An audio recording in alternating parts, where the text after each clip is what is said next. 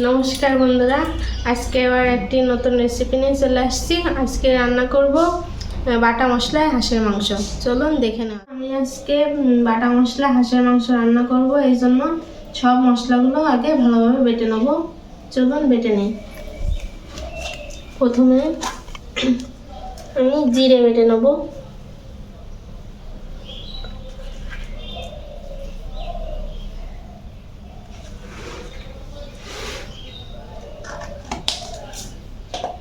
জিরেটা বেটে নিই।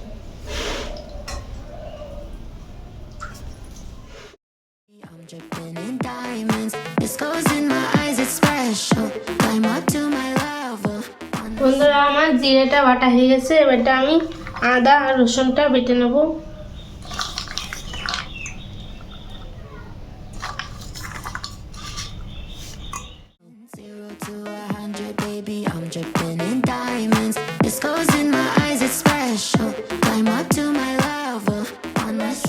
বেটে নেব।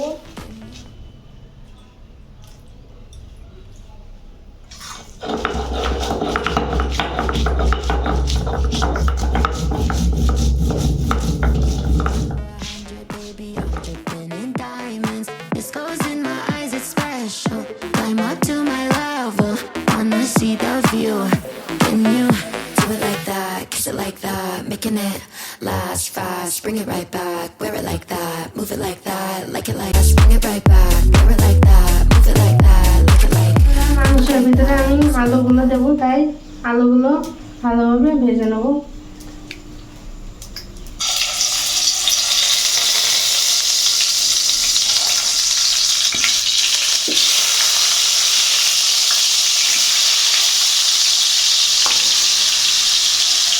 অল্প আছে আলুগুলো আমি আস্তে আস্তে ভেজে নেব।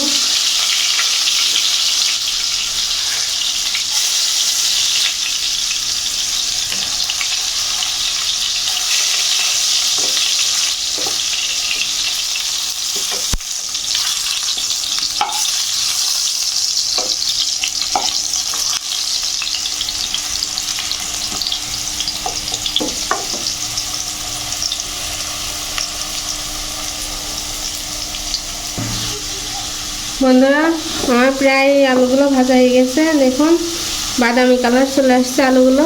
এখন আমি তুলে নেব। আলুগুলো তুলে নিয়ে আমি এই তেলে মাংসটা দিয়ে দেবো।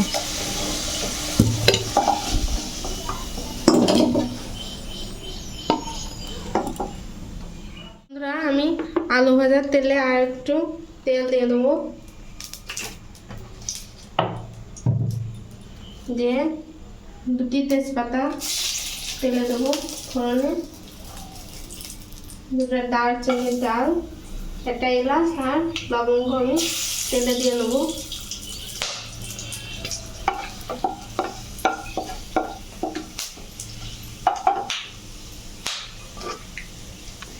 এগুলো একটু ভাজা হয়ে গেছে। এবারটা আমি পেঁয়াজ আর কুচি আর হালকা দিয়ে দেবো।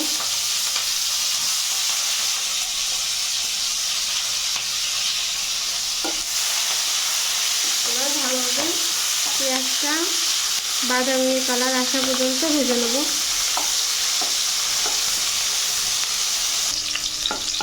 বন্ধুরা, আমি গ্যাসের আঁচটা মিডিয়াম আঁচে দিয়ে পেঁয়াজটা বাদামি কালার আসা পর্যন্ত ভেজে নেব। বন্ধুরা, আমার পেঁয়াজটা বাদামি কালার চলে এসছে। এবার আমি আগে থেকে বেটে রাখছিলাম জিরে বাটা, আদা রসুন বাটা আর লঙ্কা বাটা, এবার এর মধ্যে আমি দিয়ে নেব।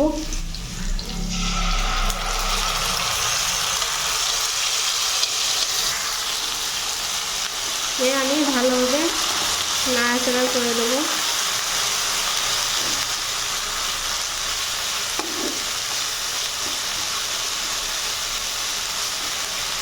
এর মধ্যে আমি এখন 2 চামচ লবণ দিয়ে নেব।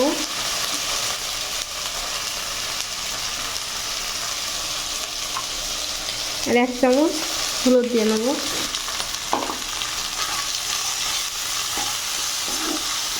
নিয়ে আমি মশলাটা ভালোভাবে কষিয়ে নেব। দেব। বন্ধুরা, আমি মাংসের ভিতরে একটা টমেটো দিয়ে দিলাম, আর এই আস্ত রসুন দুটো দিয়ে দেবো। মাংস রান্নার মধ্যে রসুনটা দিলে আমার খুব ভালো লাগে খেতে, এই জন্য দুটো রসুন দিয়ে দিলাম। দিয়ে এবারটা এই সব মশলাগুলো ভালোভাবে কষিয়ে নেব।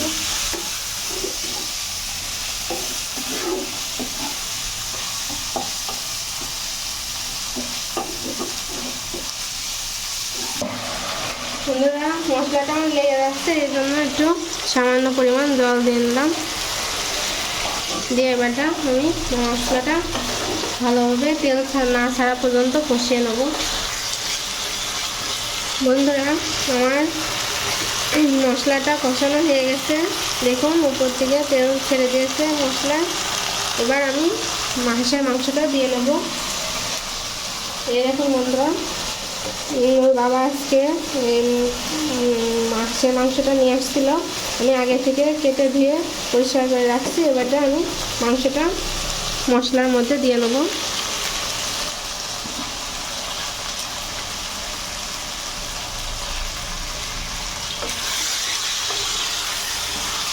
এবার আমি মশলাটার সাথে মাংসটা ভালোভাবে কষিয়ে নেব। হাঁসের মাংস তো একটু বেশি কষানো লাগে।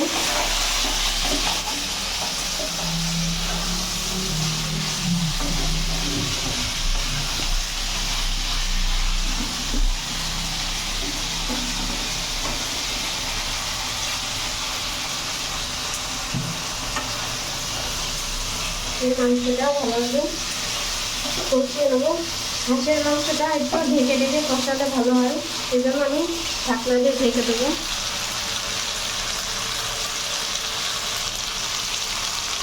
কিছুক্ষণের জন্য আমি ঢেকে দেবো। বন্ধুরা, অনেক সময় ঢেকে দিয়ে তুলছিলাম, ঢাকনাটা উঠিয়ে দেখবো কত দূর কী অবস্থা। দেখুন বন্ধুরা, মাংসটা খুব তেল চর্বি ছিল, এই জন্য মাংস দিয়ে অনেক তেল বেরিয়েছে।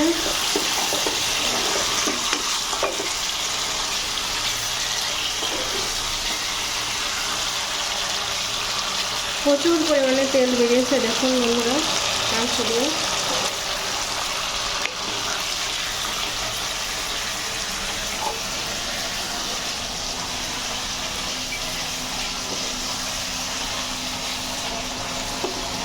অনেক সময় ধরে মাংসটা কষাতে হবে, নাই ভালো লাগবে না মাংসটা, তাই আমি মাঝারি আছে মাংসটা ভালোভাবে কষিয়ে নেব। বন্ধুরা, মাংসটা এখনও অনেক সময় লাগবে কষাতে, সেই জন্য আমি আরও একবার ঢেকে দেবো। ঢেকে মাংসটা কষালে ভালোভাবে তাড়াতাড়ি সিদ্ধ হয়ে যাবে, এই জন্য আর একটু ঢেকে দেবো। বন্ধুরা, আমি ঢাকনা খুলে মাংসটা একটু নাড়াচাড়া করে দেবো।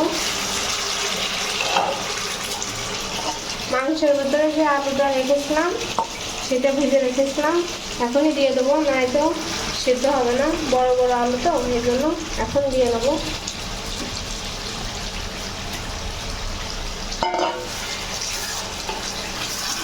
মাংস থেকে প্রচুর পরিমাণে তেল বেরিয়েছে বন্ধুরা, দেখুন।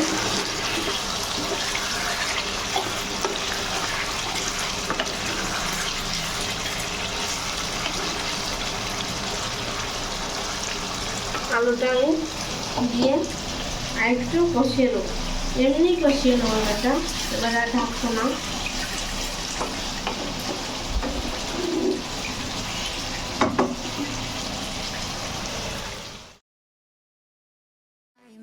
This goes in my eyes, it's special. Climb up to my level. Wanna see the